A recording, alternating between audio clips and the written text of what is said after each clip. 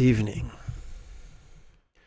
Let's explore when meditation fails to delight. This is Lama Jigme Gyatso of the Buddha Joy Meditation School. Welcome to Meditate Like a Jedi. This is the Lama you are looking for. This evening we will chant and meditate and enjoy a lesson or two. But first, if you love Star Wars and you wish to meditate as profoundly as Rey Skywalker on Ajahn Kloss under the guidance of General Leia Organa, be sure to subscribe and ring that notification bell.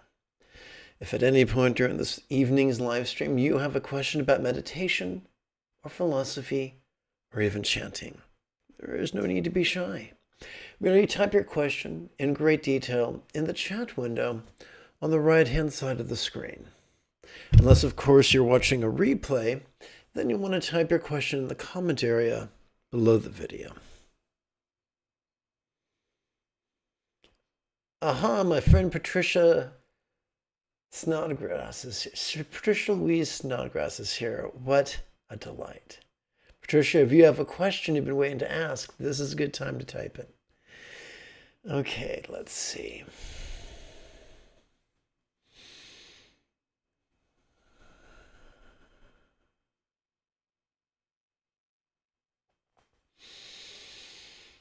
Do I have the right page up? Good. Oh, on Reddit posted, feeling stuck in my spiritual practice. Oh wrote, I have been practicing Vipassana meditation for more than 7 years now. Started with Goenika style, and after 2 years switched to Mahasi style, which was originally taught in Thailand by Ajahn Tong, involving sitting and walking meditation with noting. This method is very dry, even in comparison to other Mahasi styles, i.e. not involving any periods of concentration, building up concentration except for that which is short-term and momentary, for concentration is explicitly not encouraged. So what is my issue?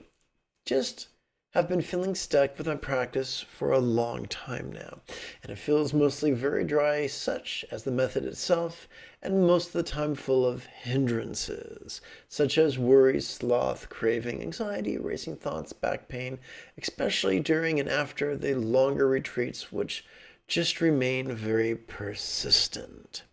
O wrote, I can't remember any moments of profound insight into the three characteristics, only some smaller moments of understanding the mental defilements better, but without really weakening the unwholesome patterns in the long run. Especially in my daily practice, mindfulness feels pretty weak.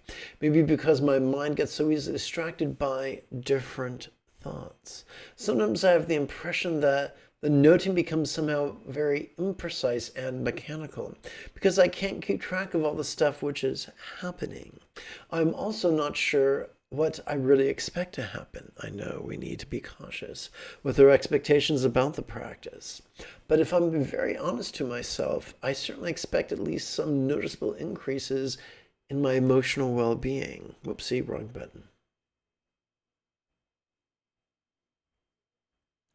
As well as some modest insights which I think are fairly small, given that I am a regular practitioner for quite a long while.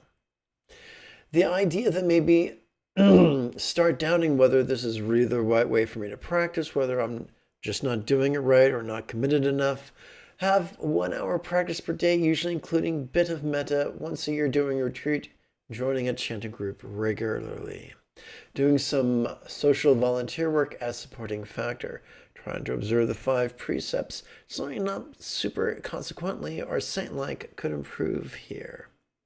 Daily mindfulness also improvable. So I'm going to stop here and we're going to do some jumping in. So, mechanical imprecise as far as noting. That can be a trap. Noting can be a trap labeling what we're experiencing as a trap. And here's the best label to use. Ready? Write this down. The best label to use when meditating is the pronoun this. So if during our in-breath we mentally recite this, that's the only label we need to use. But what do we do with that which we notice? During our exhalation, we relax. This is not some new age mumbo jumbo. This was taught by the Buddha. This was taught in the Anapanasati Sutta. This is part and parcel of the 7 enlightenment factors. Yes, noticing, number 1, but also tranquility, number 5. So tranquility comes with every exhalation. We cannot strive our way to nirvana. We can only relax our way to nirvana. Remember, the 4th enlightenment factor is joy. If your energy is not serving your joy, then you are running headfirst into a brick wall. Yes, practice should create results. Buddha said you can get results in a week. If you haven't gotten results in a week, yes, maybe you're not practicing right, or maybe you don't understand the method, or maybe it's time to use a different method.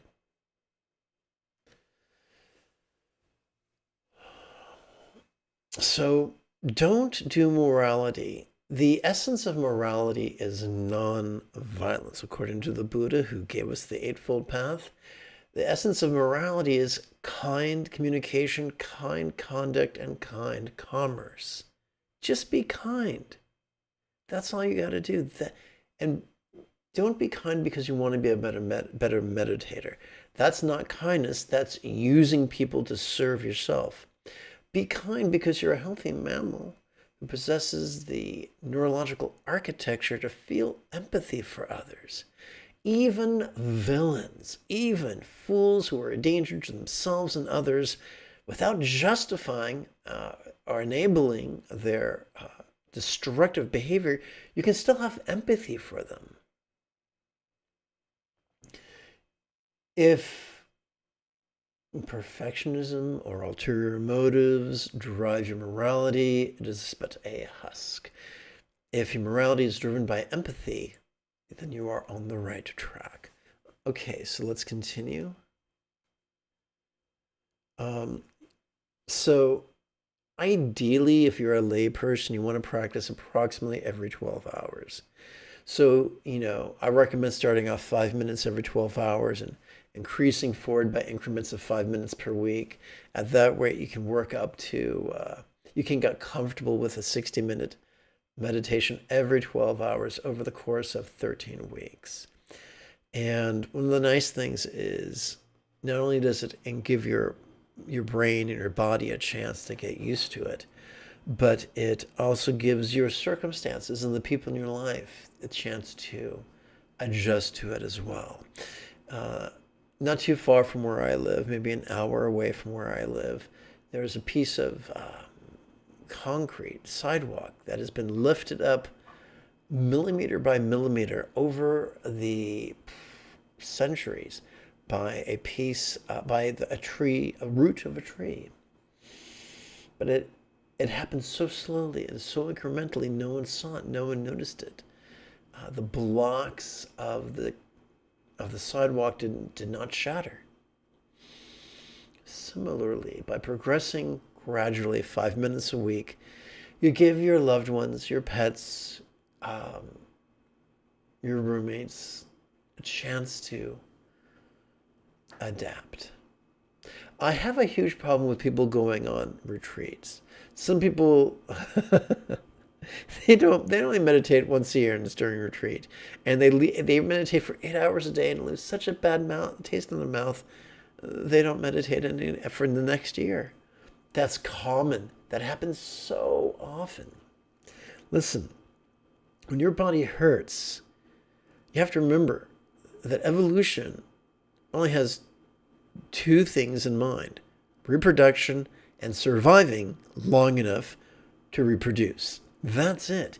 So if we evolve the ability to perceive pain, it's because it's crucial to our survival. Don't make the mistake I did. I ignored pain in my hips,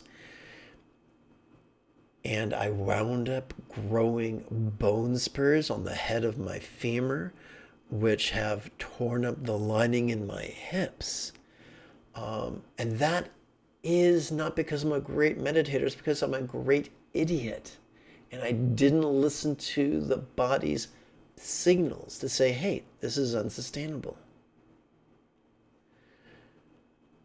So listen to your body. We are living in a remarkable age. Most of us have access to the internet and Amazon, and we can order meditation blankets and meditation cushions, all sorts of interesting shapes, and we can experiment and find ways to cope. Personally, halfway through an hour-long meditation session, I lift my tushy up and slide in a, a round meditation cushion between my tuchus and the floor. I break it up. It doesn't kill me. It doesn't harm me. And my hips are grateful for it. So if anyone tells you to toughen out, they're not your friend. They might not be malicious. They might just be stupid. They might just be ignorant. But you will heed their advice at your peril. Let's continue. O wrote, have 1 hour practice per day, usually including a bit of metta. Okay, we explored that. Metta is always great. So volunteer work. Don't do volunteer work because you're punching a time clock. Don't do volunteer work because you want good karma. That's not an act of love. That's an act of self-service. It's an act of using others towards your own ends. That's not love.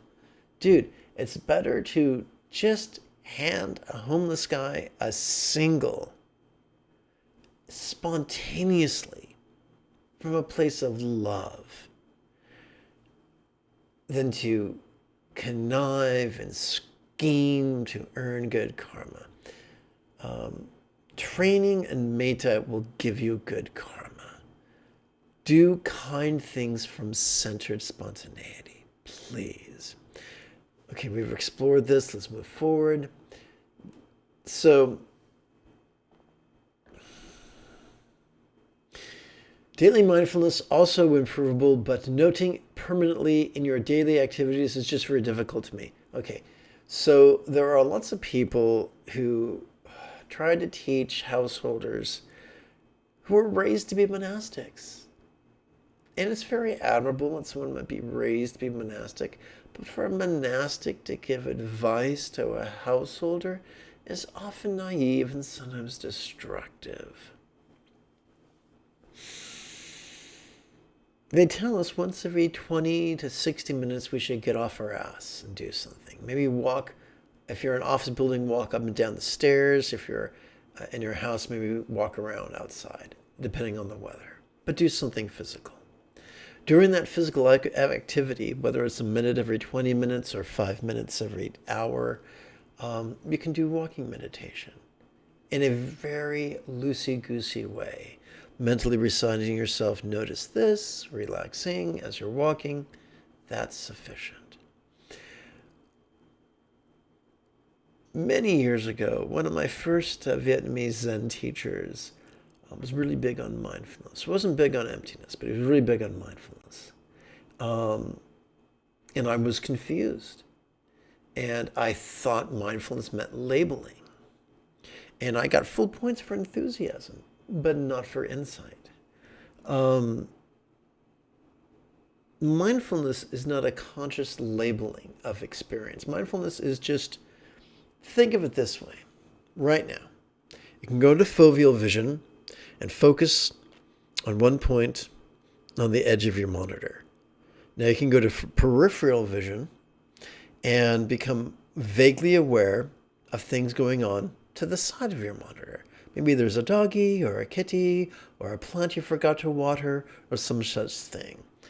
So similarly, mindfulness is just being vaguely aware of what's going on externally and internally, physically and mentally, just being vaguely aware of it.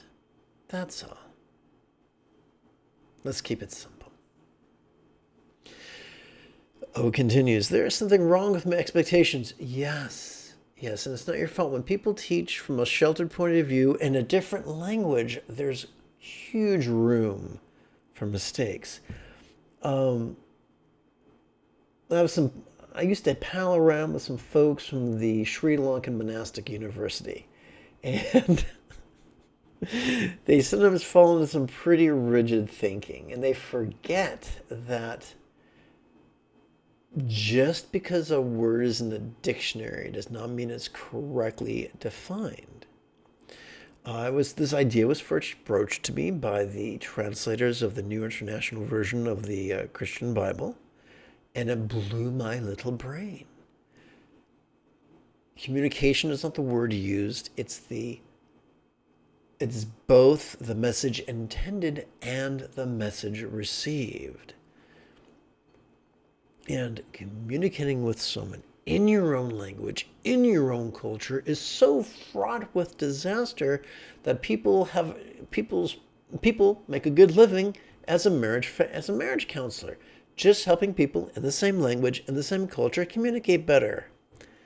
So, how much more difficult is it for people to communicate from a different language and from different cultures and from different world experiences? It's monumentally difficult. So, what is the test of the truth? The test of the truth is not, it is written. The test of the truth is not, Joe Blow with a bad haircut and weird clothes said, fill in the blank. No. The test of the truth is a lot like medicine. What's medicine? Medicine is what works. What's Buddha Dharma? That which makes you wise, peaceful, loving, and joyful. If something is working that way in a sustainable way, notice I use the word sustainable. Black tar heroin may make you mellow, but it's not sustainable. Crack might give you a real pick-me-up, but it's not sustainable. Please say no to crack. So, if a teaching is not working for you, you don't need to denigrate your teachers or your tradition or your last 7 years of your life. It's okay to experiment. The Buddha started over 3 times, maybe 4 times. Yes, 4 times he started over. 1 teacher, 2nd teacher, forced, and then the 4th time he started over and boom, Bob's your uncle. So if the Buddha, if Gautama, if Siddhartha did not make it his first crack, it's okay if you start over a few times. If you're brave enough to poke around YouTube and the self-help community in YouTube, you'll see the common belief that, the common meme that the journey towards success is non-linear. It's tangled. It's up and down and back and forth, and that's the creative process. And Einstein, a pretty smart fellow, taught that creativity was intellect at play. There's no way to master something. And that's what enlightenment is. It's mastery of the Eightfold Path. There's no way to master it without being perceptive and vulnerable and creative and spontaneous and have the courage to evaluate the results we've generated. And if we generate results that are grade A poo, that's okay. Learn from them and move on. Let's continue. Due to my special karmic situation, that's what meditation teacher tells me, and that's bullshit. If someone says, this pitchy thing is perfect, it doesn't work for you because of your karma. That's what us big boys call victim blaming or gaslighting. Oh, there's nothing wrong with the situation, it must be you. Enter corny music. Dun, dun, dun. Yeah, if someone does that, they've basically showed you they're the villain or the fool, and it's time to get out of Dodge. Just have faith in the practice. Note the doubt. Continue though it's difficult. Malarkey, bullshit. And listen, bullshit's great if you're a flower and you've got desiccated bullshit and it becomes this wonderful, microbially active, inert material. It's great for the garden, terrible for meditation. Don't let people bullshit you, please. Listen, there's two paths. The path of the basal ganglia or the path of the anterior cingulate gyrus. We can be rigid or flexible. We can be fearful or loving. We can be controlling or laid back. We can be elitist or egalitarian. We can be competitive or cooperative. We can be cruel. We can be kind. Listen, if your teacher is rigid and controlling, they can help you. You don't need to condemn them or hate them or show them the error of their ways. Move on. If you're in an abusive relationship, you gotta leave the relationship. If you're ever going to recover from the relationship, no less find someone who's good for you. The same is true with our spiritual teachers. If someone accidentally or maliciously is impeding our spiritual progress, we can move on, or at least take a break while looking for someone else. And let's face it, if our companions do not support our choice in doing that, they probably aren't our friends.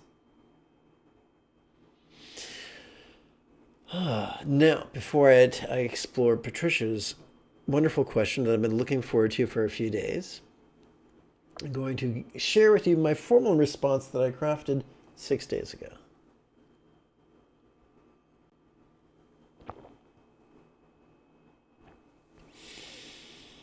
Sometimes it can be difficult to know whether it is a particular contemplative system that is filling us with joy or just the thrill of the new. Now listen, but time out.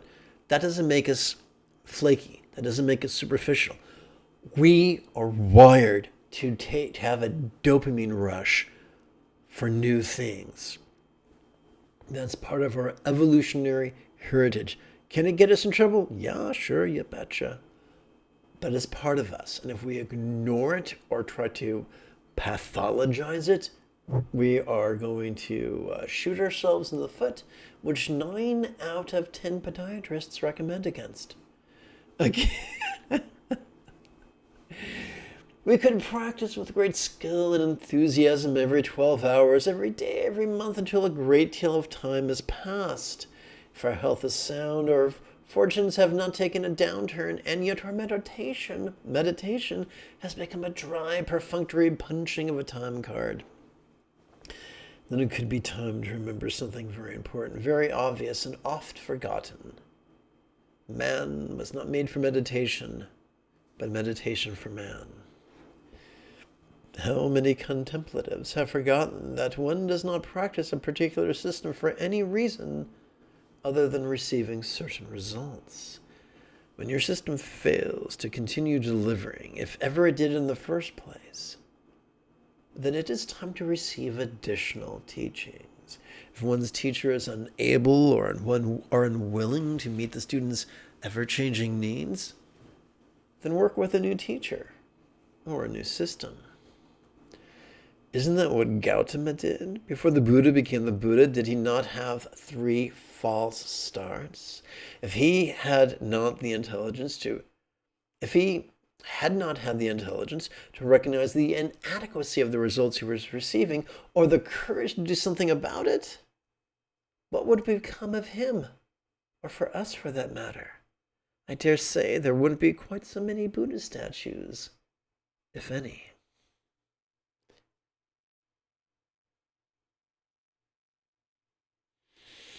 Okay, Patricia, let me know if you are still there, ma'am.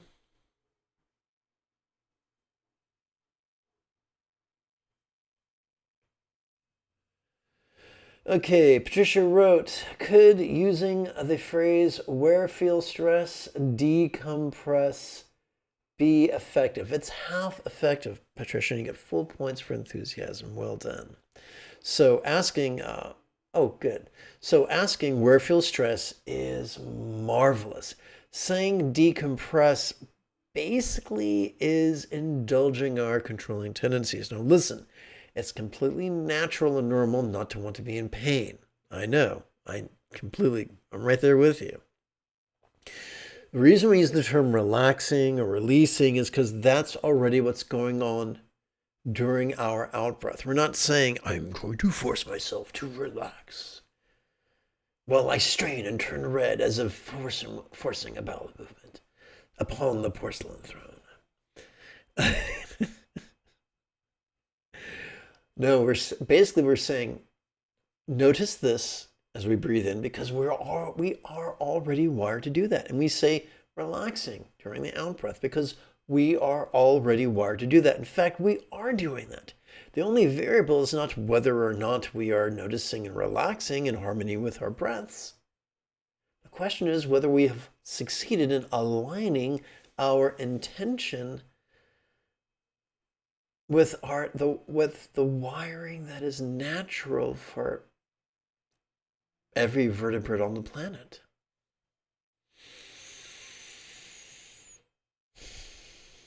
Now, we are wired to relax, release, and release. Sadly, we're not wired to decompress. Now, if we're talking about a literal decompression or a metaphoric decompression, a metaphoric decompression may be a synonym for relaxing, and that's fine. But if you have an injury and there's tissues, hard tissues or soft tissues being compressed, and you're trying to change that, that would be different.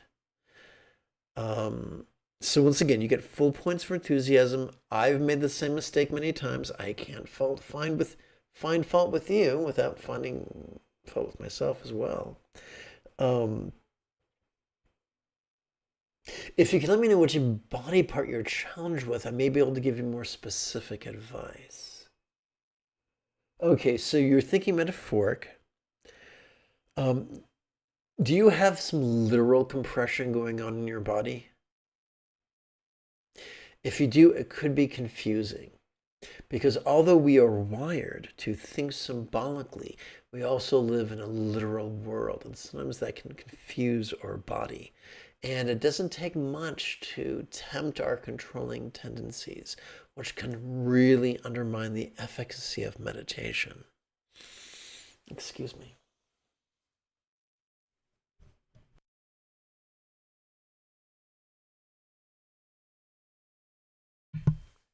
Okay. Mop up. Ugh. So, when we get to the meditation portion of this evening's practice, I'm going to keep you in mind and hopefully channel some tips for you. Yes, I have osteoarthritis in my knees and hips and the back of my neck. Few people know that Patricia L. Snodgrass was a member of World Wrestling Federation. Why, I used to watch her climb the turnbuckles and leap into the melee on a weekly basis. He said, metaphorically speaking. So, Patricia, don't go anywhere. Don't touch that dial. Okay, quick-legged bunny. Let's turn to this evening's sadhana. Oh, that's impressive, Patricia.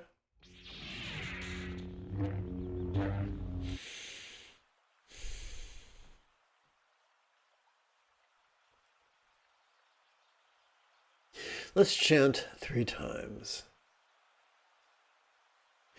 May all beings master the tower of simplicity, patience, and compassion, that all may be spontaneous, carefree, and at ease. May all beings master the tower of simplicity, patience, and compassion, that all may be spontaneous, carefree, and at ease. May all beings master the Tao of simplicity, patience, and compassion, that all may be spontaneous, carefree, and at ease. Oh, now I'm so happy that you had that opportunity, and I'm a little bit jealous. Together. So let me check the time. Okay, I did a lot of blathering tonight, so let's go straight to this chant. Who can, by the way, who can make makes me think about the Candyman song. Not the movie, but the song by Sammy Davis Jr. Anyway. Who can make the muddy water clear? Let it be still and it will gradually become clear. Who can secure the condition of rest? Let movement go on, the condition of rest will gradually arise. Now, quick like a bunny, before we go any further, I'm going to do some quick, what I call enlightened fitness. And all I'm going to do is knock out a few geriatric step back squat thrusts in front of before we meditate. And I just found that to be a tonic for the body. And of course, you can do what you want or not do. My only request is that you act in harmony with professional medical advice you may have already received. Okay, here we go.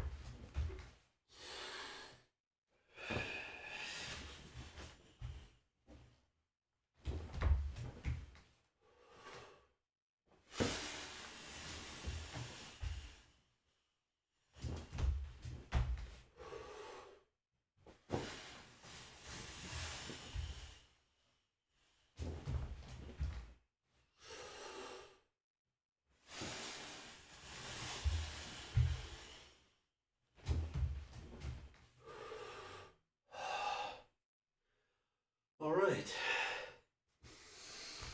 Well, that was invigorating.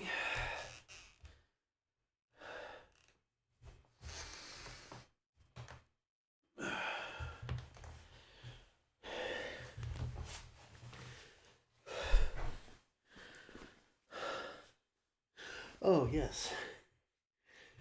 Meditation cushion. Okay.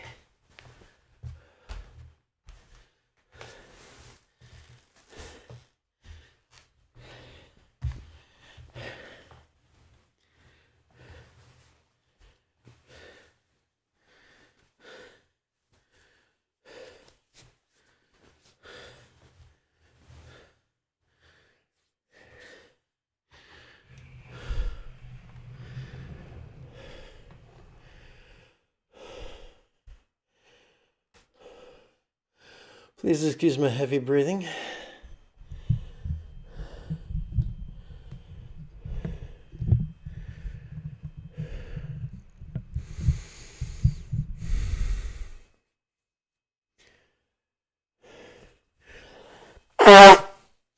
Yeah, right into the microphone. Pretty classy, huh?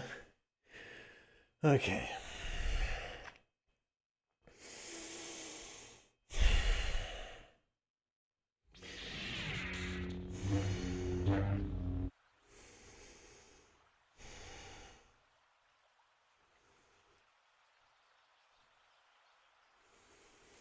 So, very, very simple.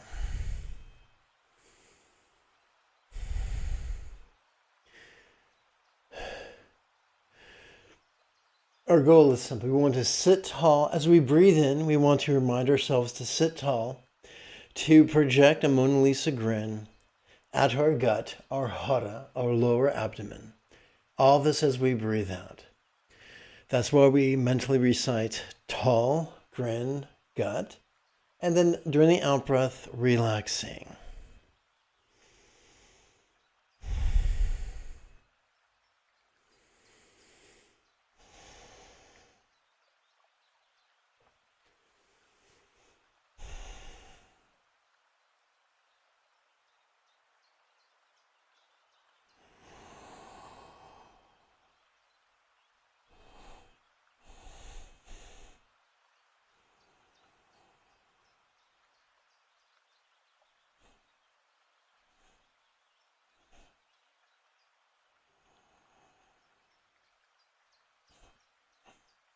Patricia, please rate the intensity of your physical discomfort on a scale from 0 to 10.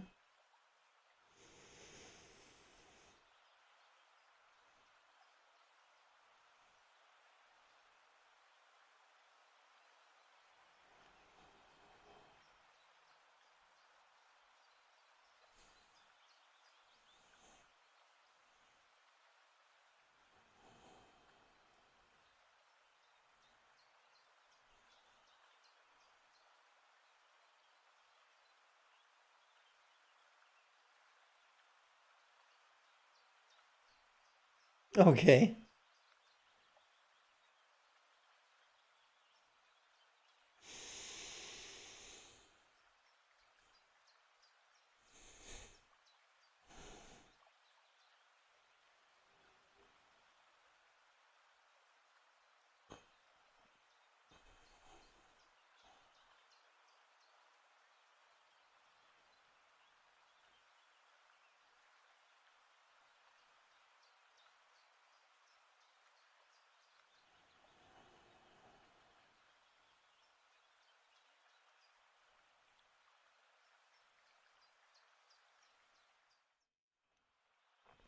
Now you might say, well, the gut sounds forced, but the fact of the matter, it's not.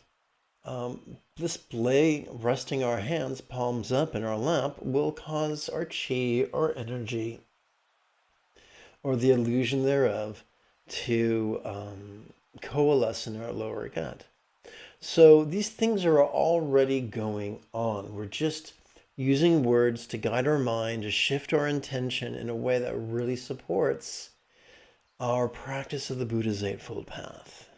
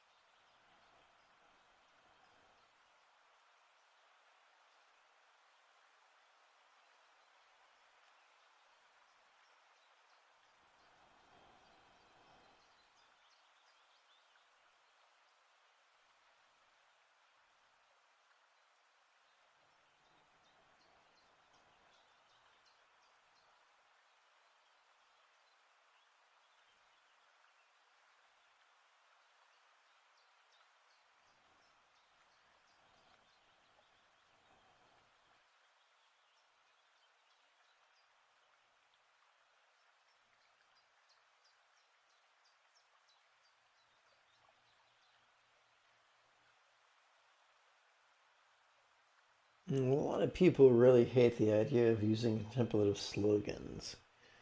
They feel like it's cheating or it makes it too easy. But the Buddha was fond of contemplative slogans.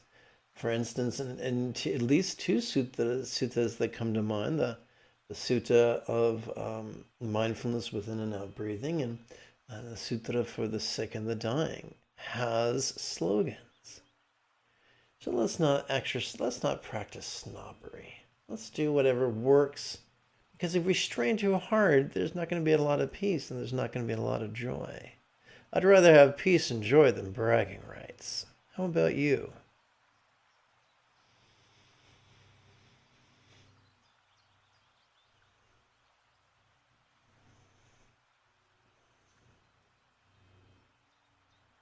Sitting tall gives us the energy that is the third enlightenment factor.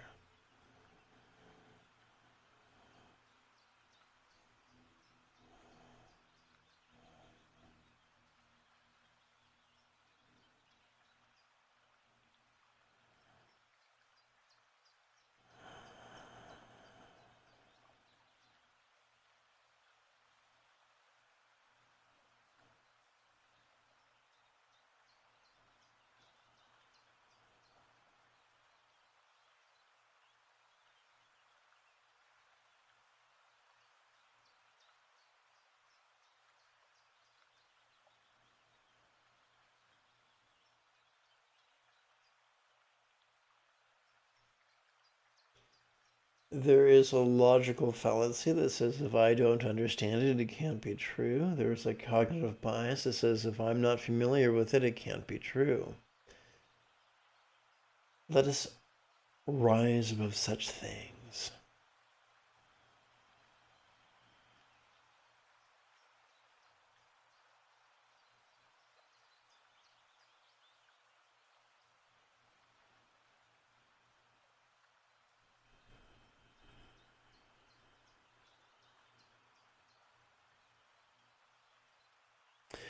Well, that's a funny turn of phrase.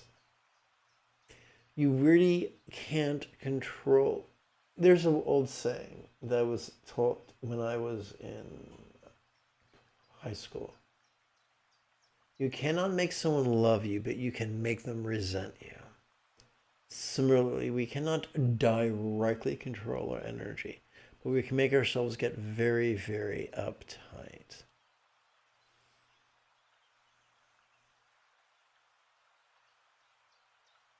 So try to harmonize your breath with your posture and your smile and your gut. Find the most effortless way to, in fact, don't even worry about those things. Just mentally recite those words in that sequence and then go along for the ride and let your body figure it out for you.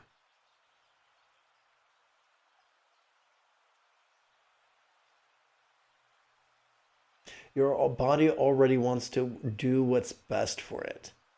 We just have to stop cock blocking it.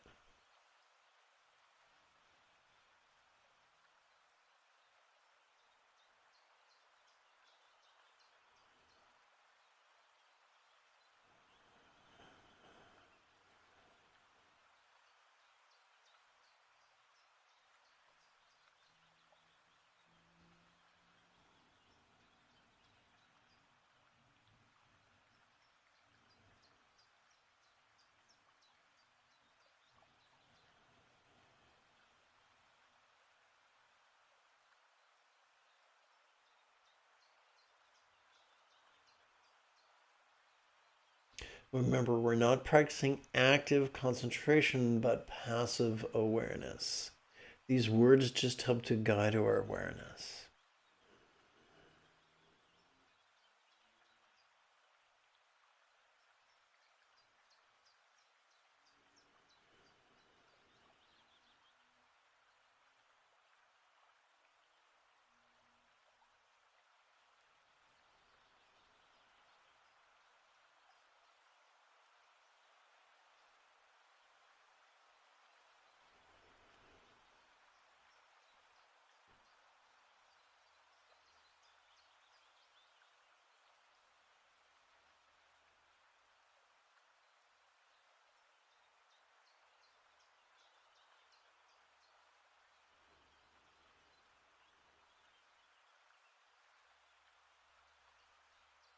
The test of a contemplative is not how tall they sit, how scary they're green, or what they do with their energy. It's their peace and their love and their joy. That's the test of a contemplative.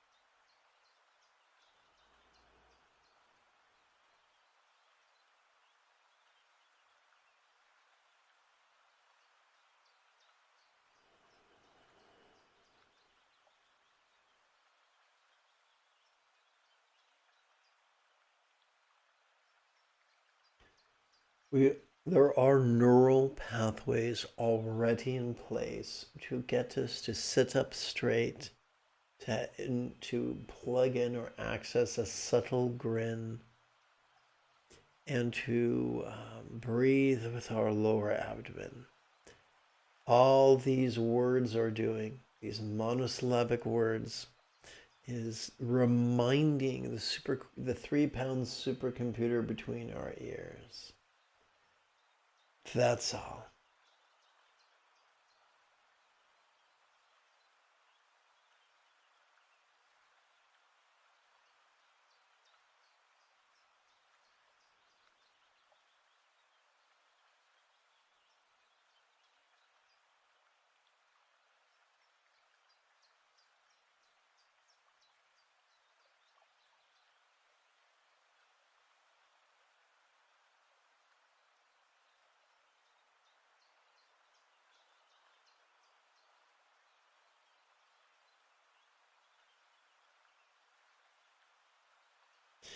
When you feel something unpleasant, physically or mentally, play with the rhetorical question at the top of the page. How could I accept this?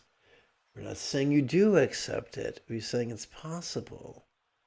Like just using the latent neurological pathways.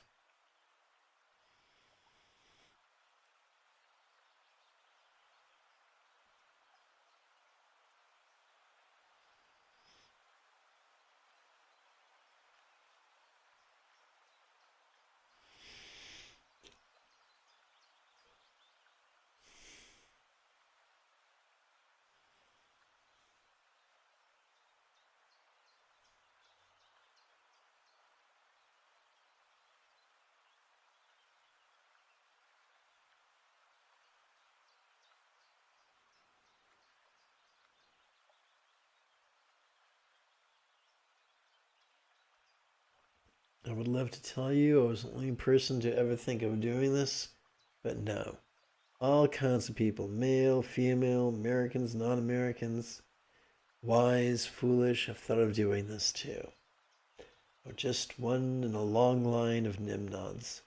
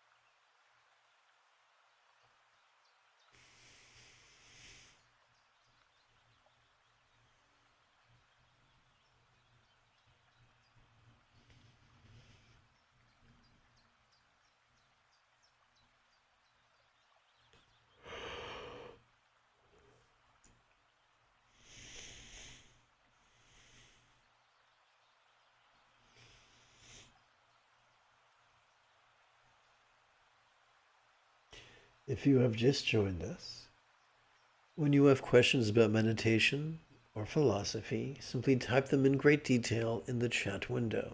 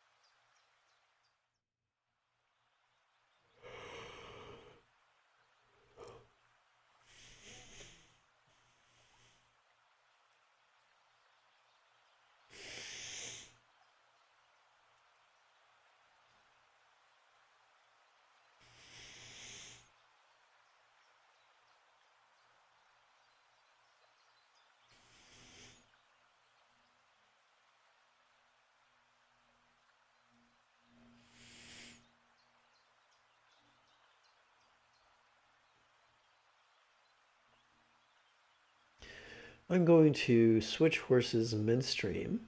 Do bear with me.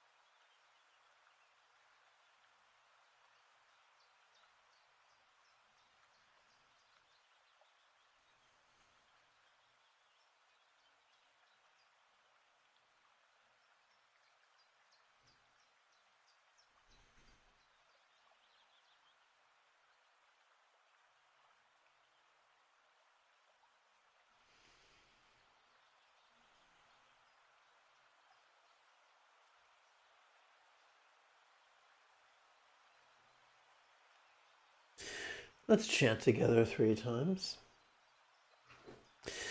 At this lesson, may this be like mind.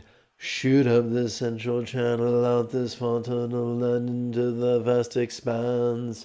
Hey! At this lesson, may this be like mind. Shoot up this central channel, out this fontanel, and into the vast expanse. Hey! At this lesson, may this be like mind. Shoot up this central channel, out this fontanel, and into the vast expanse. Hey!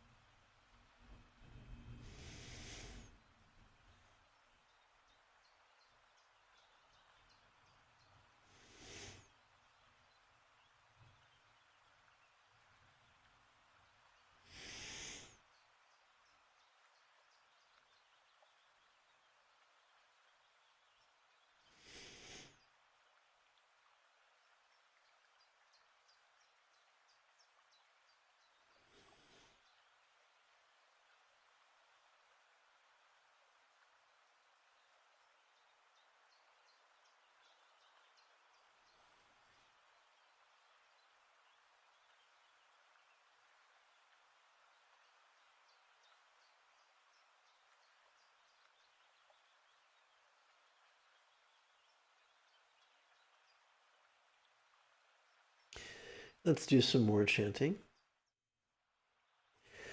May I give all this good fortune, health, love, and wisdom to all beings everywhere. May I give all this good fortune, health, love, and wisdom to all beings everywhere. May I give all this good fortune, health, love, and wisdom to all beings everywhere.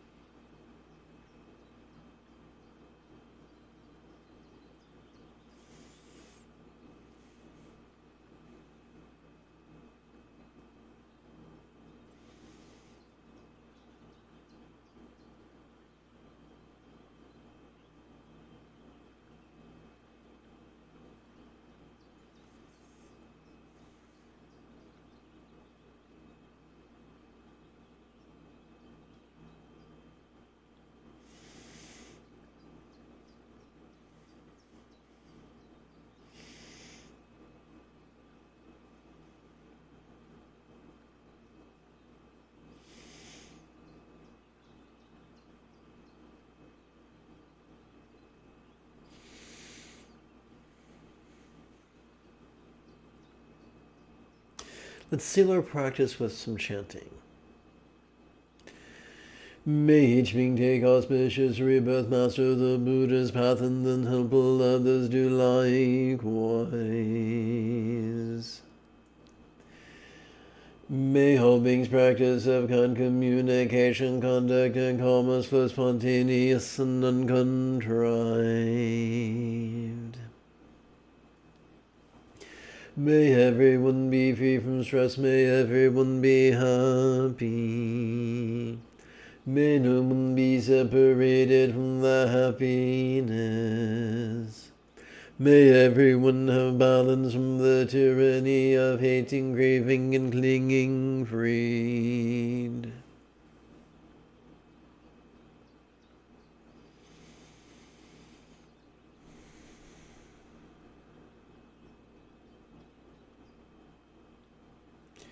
If you feel I have earned it, type something in the chat window, give this live stream a thumbs up, and share it on social media. In approximately 10.5 hours, we could return to explore echo-like communication, as well as chant and meditate some more. Until then, may you and yours be happy and healthy. And if you are as geeky as me, this is the way. Patricia, my friend, you are utterly welcome.